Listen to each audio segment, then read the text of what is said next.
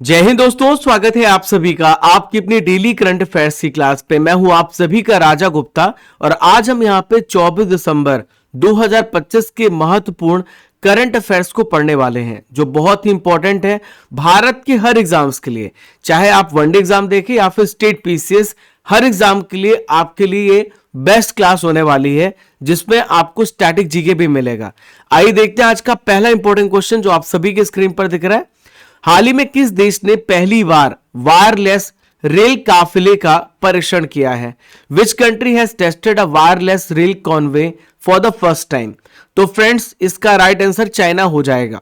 China लगातार नए नए इनोवेशन कर रहा है और नए नए आविष्कार यहां पे करता जा रहा है। तो यहां पर आप देख पा रहे हैं जो चाइना ने वायरलेस रेल काफिले का परीक्षण किया है। इस काफिले में 7 मालगाड़ियां भी इंक्लूडेड है, जिनको कपलर लोहे का जोड़ से नहीं जोड़ा गया है। आपने देखा होगा कि जो आपस में जो यहां पे मालगाड़ियां जुड़ी होती हैं, तो यहां पर आपस में वो एक लोहे के जोड़ से जुड़ी होती है, लेकिन यहां पे कोई कनेक्शन नहीं है आपस में। वो एक कह सकते हैं वायरलेस माध्यम से जुड़ी हुई हैं। ठीक है, तो इनका टोटल जो मालगाड़ियों का वजन है लगभग 35,000 टन है और इतना बड़ा वेट इनका यहां पर जो सबसे मेन इंजन है वो यहां पे खींच करके आगे लेके गया।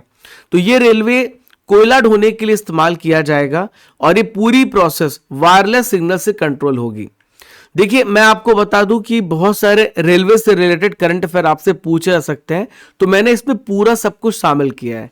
आप यहां पे तस्वीरों में जो देख पा रहे हैं, इनका नाम है अपर्णा गर्ग, जो कि रेलवे यहां पर फाइनेंस एक डिपार्टमेंट होता है, उसमें यहां पे बोर्ड सदस्य बनी है। अगर आपसे पूछ लिया जाए कि भारत की सबसे तेज गति की जो ट्रेन है इसका नाम क्या है, तो नमो भारत ट्रेन है, जो 160 किलोमीटर प्रति घंटे की रफ्तार से चलेगी। इसके अलावा आपसे पूछा जाए कि मिजोरम की जो पहली रेल लाइन है वो कहां से कहां तक है, तो बैराबी सैरांग रेलवे है, जो कि 51.38 किलोमीटर है। गुजरात के साबरमती में एशिया का आपको सबसे बड़ा रेल संचालन कमांड सेंटर देखने को मिलेगा, यहां पर अभी हाल ही में स्थापित किया गया है। अगला क्वेश्चन आप सभी की स्क्रीन पर ये रहा। रेस्पॉन्ड बास्केट 2025 की शुरुआत हाल ही में किसने करी है? Who has started the respond basket 2025? तो फ्रेंड्स, आप सभी को याद रखना है, इसरो इसका राइट आंसर हो जाएगा। इसरो ने हाल ही में रेस्पॉन्ड बास्केट 2025 की शुरुआत करी है और इसकी शुरुआत डॉक्टर वी नारायण, जो कि भारत के वर्तमान में इसरो के 11 नंबर के अध्यक्ष हैं, इसरो के चेयरमैन है, इन्होंने इसकी शुरुआत करी है। तो आखिर क्या मतलब है रेस्पॉन्ड बास्केट 2025 का, मैं आपको एक्सप्लेन करता हूं। देखिए, मेन इसका जो ऑब्जेक्टिव है वो है अंतरिक्ष अनुसंधान यानी स्पेस रिसर्च को बढ़ावा देना।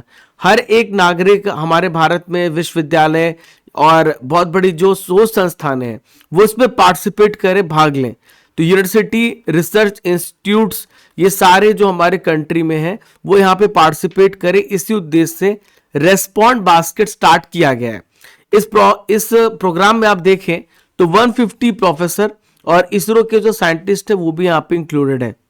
देखिए, अब बात यहाँ पे आई इसरो की, तो मैं आपको इसरो के बारे में सारी महत्वपूर्ण जानकारियां दे देता हूं। देखिए, इसरो की स्थापना कब हुई है? 15 अगस्त 1969 को। इसका हेडक्वार्टर आपको बेंगलुरु कर्नाटक में देखने को मिलेगा और यहां पर देखिए Indian national committee for space research है, जो एक इंपॉर्टेंट कमिटी है जो कि इसरो को बढ़ाने का काम करती है। यहां पर आप तस्वीरों में देख पा रहे हैं, ये है संस्थापक, फाउंडर, इनका नाम है डॉक्टर विक्रम साराभाई, जो कि इसरो के फादर कहे जाते हैं। अब देखिए, बहुत सारे इंपॉर्टेंट करंट अफेयर्स पढ़ लेते हैं जो कि इसरो से रिलेटेड है, जो आपको पता होना चाहिए। हाल ही में 2 नवंबर 2025 को इसरो ने CMS-03 सैटेलाइट को लॉन्च किया है। GSLV F-15 इसरो का श्रीहरिकोटा से 100वां यहां पे लॉन्च था। देखिए, भारतीय अंतरिक्ष अनुसंधान संस्थान 2028 में चंद्रयान 4 को लॉन्च करने की तैयारी करने जा रहा है और 2027 में गगनयान को लॉन्च करने का तैयारी है। भारत का पहला 32 बिट का विक्रम 3201 जो प्रोसेसर है वो इसरो और SCL ने मिलकर के इसको डेवलप किया है। देखिए, इसरो के जो अध्यक्ष है डॉक्टर वी नारायण, इनको IIT मद्रास में थर्मल रिसर्च सेंटर का इन्होंने हाल ही में शुभारंभ किया है।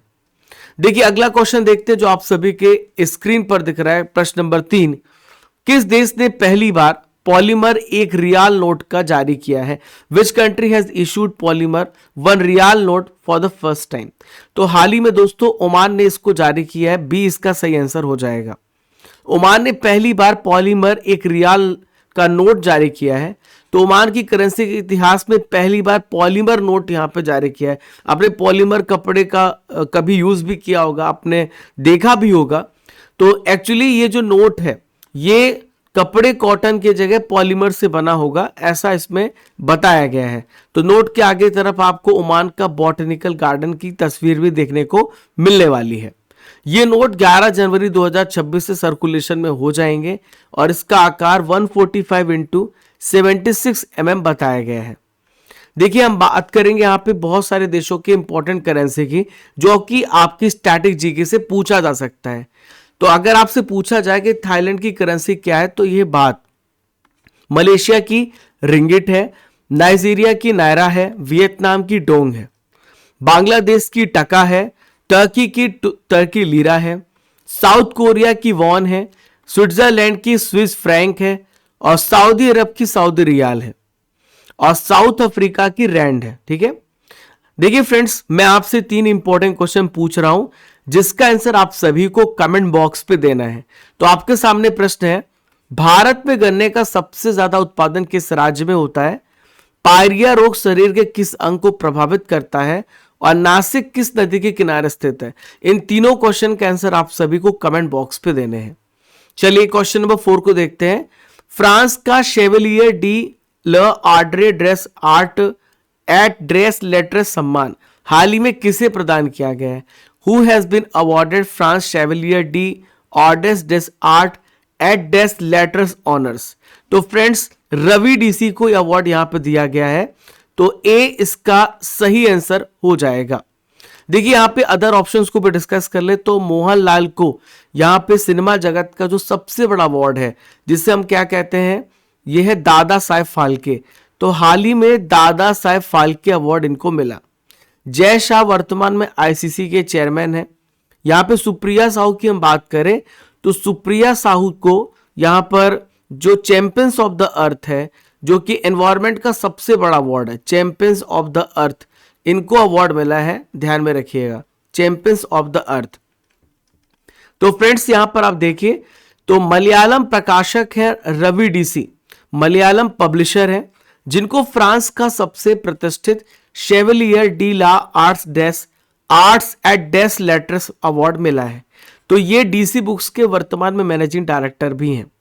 तो फ्रांस का बहुत बड़ा ये कल्चरल सम्मान है और ये सम्मान इसलिए दिया गया क्योंकि भारत और फ्रांस के बीच में जो यहाँ पे साहित्यिक सहयोग है उसको बढ़ाने के लिए, दोनों देशों के बीच में कल्चरल रिश्ते को बढ़ाने के लिए ये सम्मान रवि डीसी को मिला है।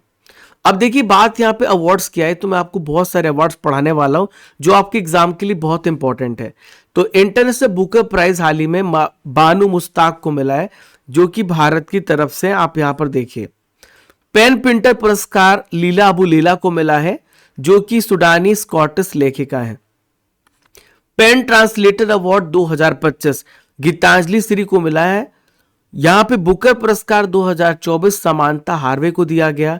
ज्ञानपीठ पुरस्कार भारत का सबसे बड़े साहित्यिक पुरस्कारों में से एक है, विनोद कुमार शुक्ला को मिला और हाल ही में दोस्तों इनका निधन भी हो गया है कल। व्यास सम्मान 2024 34वां सूर्यबाला को दिया गया है। सरस्वती सम्मान 2024 34वां साधु भद्रेश दास को मिला है। दादा साहेब फाल्के पुरस्कार सिनेमा जगत का सबसे बड़ा अवार्ड है, तो 55 नंबर का यह अवार्ड मोहनलाल को मिला है, जो कि साउथ के बड़े एक्टर हैं। हाल ही में चर्चा में रहा अंशदीप किस प्रकार का जहाज है? What type of ship is the recently discussed Anshdeep? तो अंशदीप एक anti submarine shallow water craft है। तो ये यहां पे गहरे पानी में जाकर के दुश्मन की जो सबमरीन है उसके परखच्चे उड़ाने के लिए रेडी है। ठीक है, और यहां पे जासूसी करेगा भी, उसकी लोकेशन को ट्रैक भी करेगा अंशदीप। तो भारतीय नौसेना में एक नया anti submarine shallow water craft Anshdeep को इंक्लूड किया गया। और ये तीसरा anti submarine shallow water craft है। देखिए इसे किसने बनाया है, तो garden rich ship builders and engineers ने इसको बनाया है, जिसे शॉर्ट फॉर्म में GRSE कहते हैं। ये आपको कोलकाता में देखने को मिलेगा। तो ये भारत का बहुत बड़ा एक नेवल शिप है जो कि वाटर जेट से चलता है और इसमें हल्के torpedo, indigenous anti submarine rocket और शैलो वाटर सोनार भी लगे हुए हैं। तो ये जो पानी के अंदर छिपे दुश्मन पनडुब्बियों को खोजने और उनको यहाँ पे नष्ट करने, डिस्ट्रॉय करने में सक्षम होंगे। हम बात करते हैं फ्रेंड्स यहाँ पे इंडियन नेवी की, तो 1612 में इंडियन नेवी यहाँ पे शुरुआत हुआ है। 26 जनवरी 1950 को इसकी स्थापना हुई और ये नौसेना भवन दिल्ली में इसका हेडक्वार्टर आपको देखने को मिलेगा। और आदर्श वाक्य है शना नो वरुणा। देखिए नौसेना दिवस हम कब मनाते हैं, तो 4 दिसंबर को नौसेना दिवस मनाते हैं। यदि आपसे पूछा जाए कि वर्तमान में नौसेना के अध्यक्ष कौन है, तो दिनेश कुमार त्रिपाठी हैं। देखिए नौसेना के कुछ कमांड सेंटर हैं जो आपको पता होने चाहिए। तो वेस्टर्न नेवल कमांड है मुंबई में, ईस्टर्न नेवल कमांड है विशाखापट्टनम में और सदर्न नेवल कमांड है जो कि इसका हेडक्वार्टर कोची में है। डियर स्टूडेंट्स, आप सभी के लिए महत्वपूर्ण जानकारी है। आप सभी स्टडी कर एप्लीकेशन को जरूर डाउनलोड कर लीजिए जो कि गूगल प्ले स्टोर से आपको उपलब्ध कराया गया है। आप एप्लीकेशन डाउनलोड करेंगे तो आज की पीडीएफ डेली करंट अफेयर जो आप देख पा रहे हैं इसकी पीडीएफ आपको यहां पे मिल जाएगी। और आप ई बुक्स में जाएंगे तो मंथली बुक, 10 मंथ ई बुक, ईयरली बुक, 6 महीने की बुक, 12 महीने की बुक, ये सब कुछ आपको यहीं पे उपलब्ध है। और टेस्ट सीरीज में आप जाएंगे तो आपको डेली करंट अफेयर्स का टेस्ट तो जरूर लगाना है, जहां पर आपको डेली आपकी रैंक पता चलेगी। कंप्यूटर का स्पेशल टेस्ट है, 18,000 टॉपिक वाइज टेस्ट है, 12 महीने का मंथली टेस्ट है और प्रीमियम कोर्सेज पे इन सभी का कॉम्बो पैक्स भी है, जहां पर आपको बहुत ही भारी डिस्काउंट में इंडिया का मोस्ट बेस्ट क्वालिटी के साथ आपको टेस्ट सीरीज मिलती है जीके और करंट अफेयर्स की।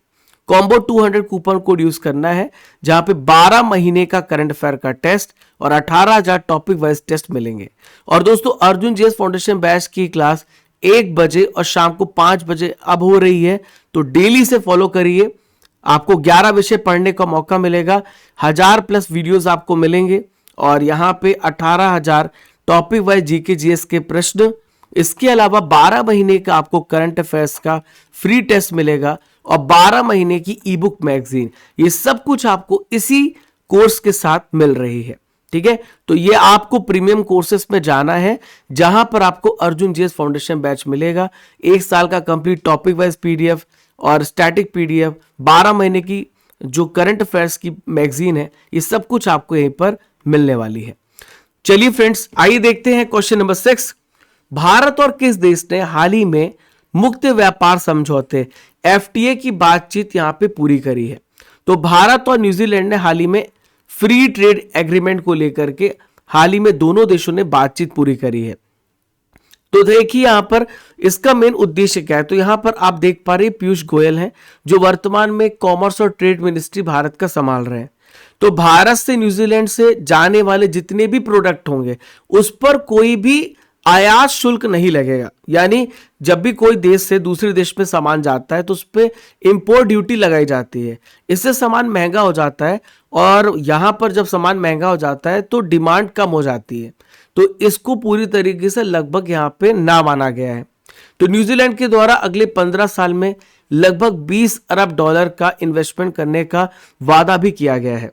तो भारत ने कहा है कि डेयरी और जो एग्रीकल्चर सेक्टर है उसमें विशेष सुरक्षा प्रावधान यहां पे भारत रखेगा। भारत के टेक्सटाइल, लेदर, जूते, ऐसे बहुत सारे इंडस्ट्री को बहुत बड़ा बेनिफिट मिलने वाला है क्योंकि इनका निर्यात यहां पे बढ़ेगा, एक्सपोर्ट बढ़ेगा।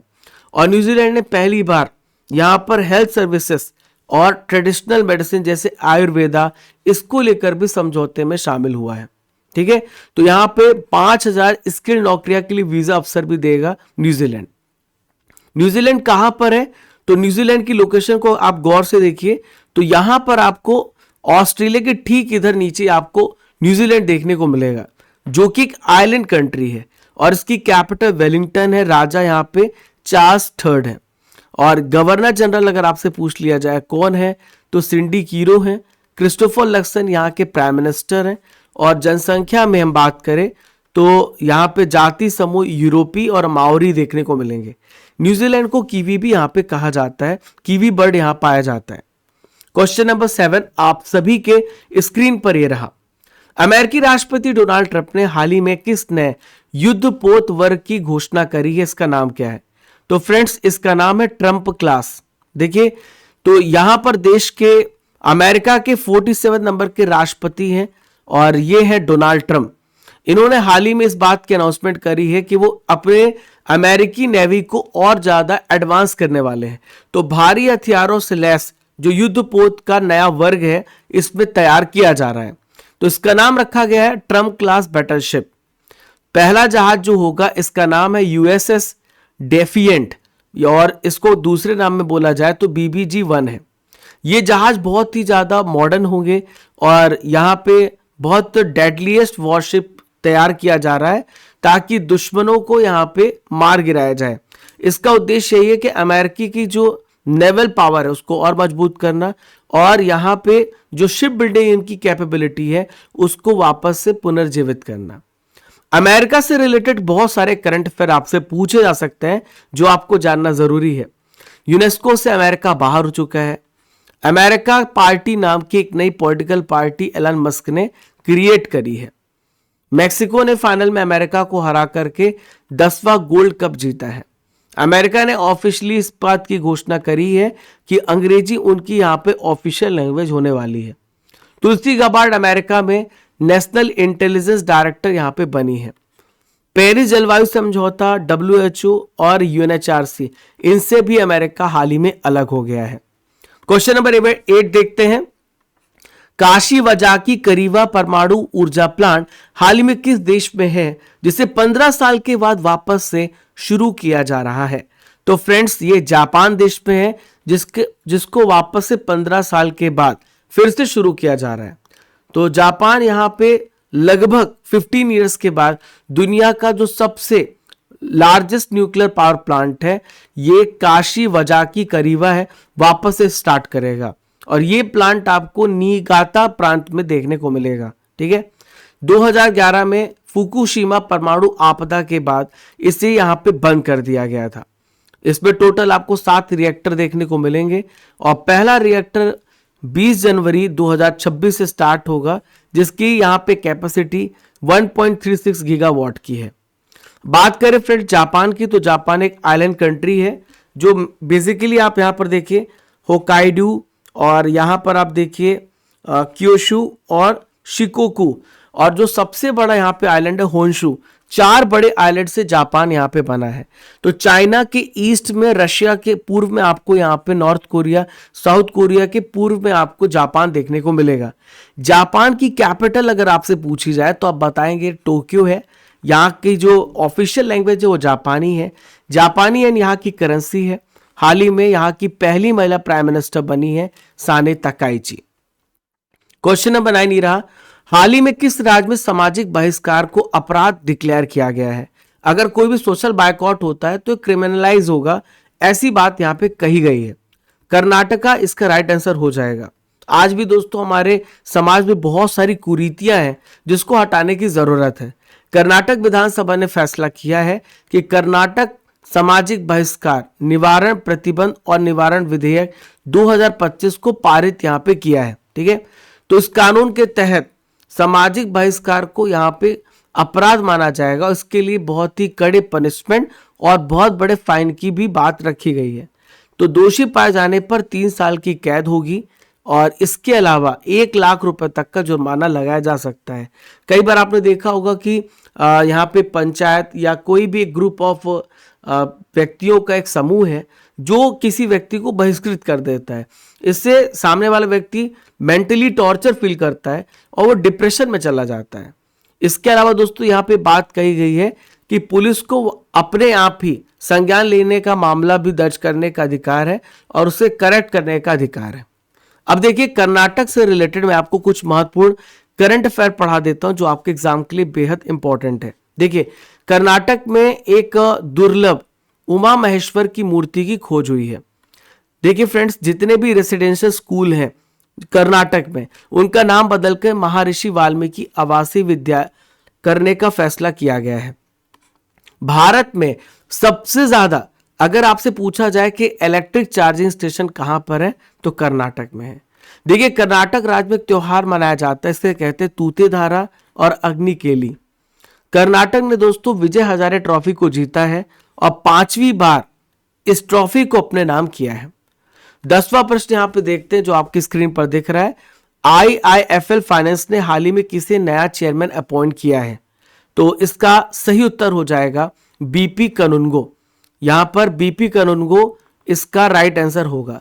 देखिए शक्ति का अंदाज जो है ये वर्तमान में नरेंद्र मोदी जी के दूसरे नंबर के सलाहकार बनाए गए हैं और रघुराम राजन और अरिजित पटेल ये आरबीआई में पहले गवर्नर रह चुके हैं। ठीक है, और प्रेजेंट में अगर आपसे पूछा जाए कि आरबीआई में गवर्नर कौन है तो इनका नाम है संजय मल्होत्रा, जो कि 26 नंबर के आरबीआई के गवर्नर बने हैं। देखिए आईआईएफएल जो फाइनेंस है इसने आरबीआई के जो पूर्व डिप्टी गवर्नर इनका नाम है बीपी कनुंगो को अपना नया चेयरमैन अपॉइंट किया है। तो आरबीआई में 2017 से लेकर 2021 तक इनका टेन्योर रह चुका है।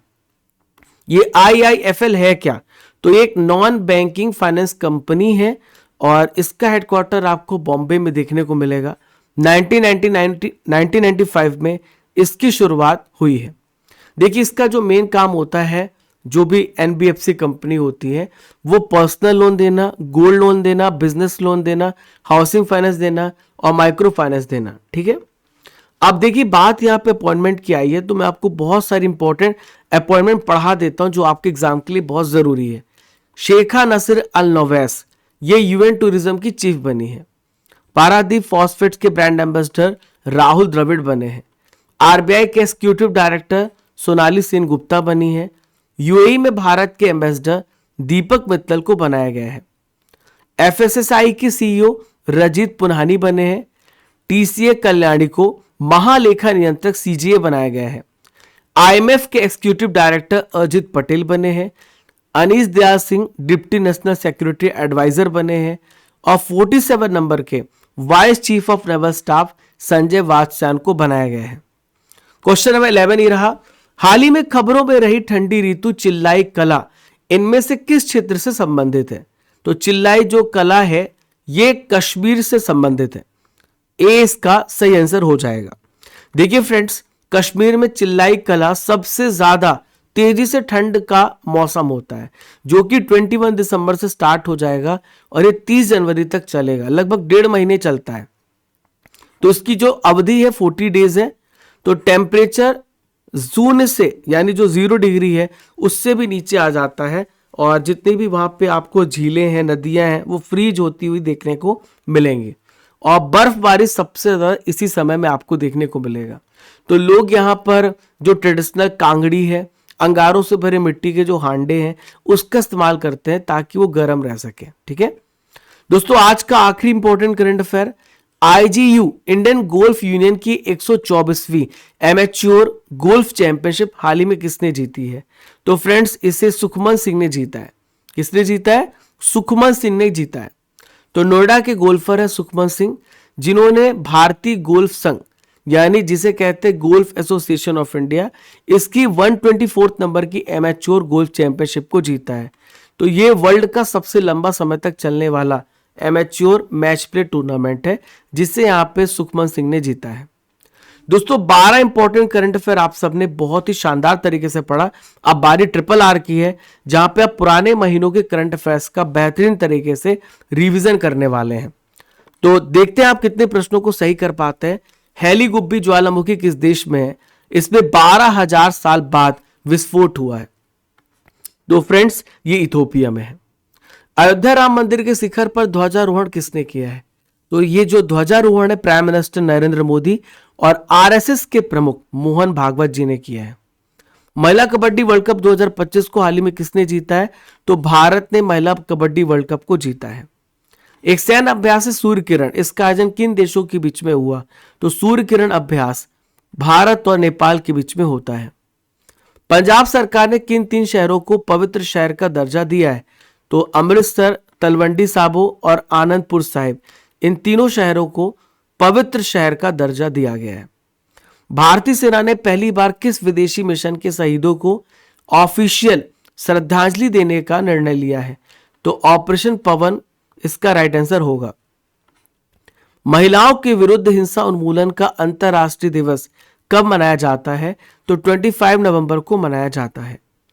पीएम मोदी ने 5 जन संघ स्मारक का उद्घाटन कहां पर किया है? तो फ्रेंड्स कुरुक्षेत्र में इसका उद्घाटन हुआ है। लोकनायक फाउंडेशन साहित्य पुरस्कार 2025 हाल ही में किसे मिला है? तो वेलामाला सिमन्ना को अवार्ड दिया गया। छठा अंतर्राष्ट्रीय शस्य विज्ञान कांग्रेस का शुभारंभ किसने किया है? तो शिवराज सिंह चौहान देश के वर्तमान में ये कृषि मंत्री हैं, इन्होंने इसकी शुरुआत करी है। देखिए फ्रेंड्स, अब यहाँ पे 23 दिसंबर के करंट अफेयर्स का रिवीजन करेंगे। जो करंट अफेयर्स कल आप सभी ने पढ़े हैं उन सभी का कंप्लीट रिवीजन करने वाले हैं। अंडर 19 एशिया कप 2025 को हाल ही में किसने जीता है? तो पाकिस्तान ने जीता है भारत को हराकर। अंतरिक्ष में पहली बार व्हील चेयर का उपयोग करने वाली अंतरिक्ष यात्री कौन है? तो इनका नाम है मिकेला बेंथोस। हाल ही में 23 से 24 दिसंबर को पेसा महोत्सव का आयोजन कहां पर किया गया? तो विशाखापट्टनम में किया गया। संसद के शीतकालीन सत्र में पारित शांति विधेयक को हाल ही में किसने अप्रूव किया है? तो फ्रेंड्स देश की राष्ट्रपति द्रौपदी मुर्मू जी ने। चिकने छोर वाले उद्बिलाव संरक्षण अभियान हाल ही में किस राज्य में शुरू किए गए हैं? तमिलनाडु में स्टार्ट किए गए। T20 क्रिकेट में 4000 रन बनाने वाली पहली भारतीय और पहली एशियाई बल्लेबाज कौन है? तो इनका नाम है स्मृति मंधाना। हाल ही में नींबू के आकार का एक्सोप्लैनेट PSR J2322 2650b किसने खोजा है? तो जेम्स वेब स्पेस टेलीस्कोप ने से खोजा है।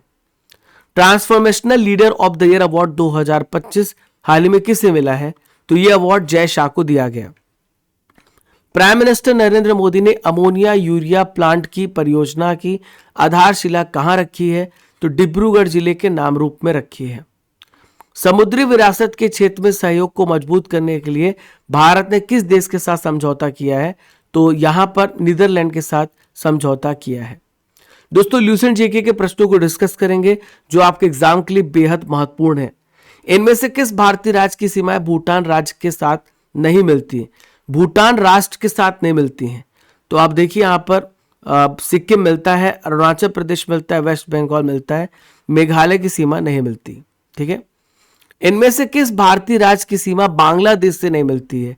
तो बांग्लादेश से यहाँ पर देखिए मेघालय मिलता है, त्रिपुरा मिलता है, मिजोरम मिलता है, लेकिन मणिपुर बहुत दूर है। इनमें से किस भारत के राज्य की सीमा म्यांमार से उभयनिष्ठ नहीं है, यानी म्यांमार के साथ साझा नहीं होती है? तो आप यहां पर देखिए, यहां पर नागालैंड, अरुणाचल प्रदेश, मिजोरम ये तीनों सही हैं, लेकिन असम यहां पर असम की सीमा नहीं मिलती, असम बहुत दूर है। ए इसका राइट आंसर हो जाएगा। आज का सवाल है, अंतरराष्ट्रीय खगोलीय संघ IAU ने शनि ग्रह के कितने नए उपग्रह को ऑफिशियल रूप से मान्यता दी है? इस प्रश्न का उत्तर आपको कमेंट बॉक्स पे बताना है। ठीक है, आपको यहाँ पे तस्वीर दिख रही है, आपको पहचान करना है कि ये तस्वीर किस व्यक्ति की है, कमेंट बॉक्स पे आपको बताना है। 23 दिसंबर के रिजल्ट को देखें तो लालू राय टॉपर है, यूसुफ सेकंड, मनोज गुंडुआ थर्ड, सलोनी फोर्थ, हरीश फिफ्थ, राज सिक्स्थ, अमित, मोहम्मद शहजाद, सोनाक्षी गुप्ता और संतोष कुमार यादव ये टॉप 10 आप टॉपर्स हैं। कीप इट अप, पढ़ते रहिए और डेली टेस्ट दीजिए। टेस्ट सीरीज यहां पर है, करंट अफेयर्स की टेस्ट सीरीज को फॉलो करते रहिए। और फ्रेंड्स एप्लीकेशन को डाउनलोड करिए, जहां पर आज की PDF आपको मिलेगी। टेस्ट सीरीज है जहां पर आपको डेली करंट अफेयर्स का टेस्ट मिलेगा, जहां पे आपकी रैंक पता चलती है। 18,000 टॉपिक वाइज GK GS के प्रश्न, 12 महीने का करंट अफेयर्स का टेस्ट और बहुत सारे premium courses, Arjun GS foundation batch, 12 महीने का टेस्ट और इसके अलावा दोस्तों 1000 टॉपिक वाइज PDF, 12 महीने के मंथली पैकेज, ये सब कुछ आपको एक ही प्लेटफॉर्म पे मिलेगा। 1000 स्टैटिक PDF, ये सारा कुछ आपको मिलेगा। टेस्ट पास मिलेगा। पढ़ते रहिए और फॉलो करते रहिए आपका अपना चैनल स्टडी कर and Raja Gupta current affair. Telegram and WhatsApp channel को भी जरूर ज्वाइन कर लीजिएगा ताकि रेगुलर आपको अपडेट्स मिलते रहें। 1000 static PDF, 1000 current affair PDF भी पढ़ते रहिए। देखिए फ्रेंड्स, अगर आप चैनल पे पहली बार आए हैं तो चैनल को सब्सक्राइब करना मत भूलिएगा और बेल आइकन बटन दबा दीजिए ताकि हर नोटिफिकेशन पहले आपके पास पहुंचे। और इसके अलावा आप चैनल को शेयर भी करिए, लाइक भी करके हमें सपोर्ट कर सकते हैं। जय हिंद, जय भारत, खुश रहिए, मुस्कुराते रहिए।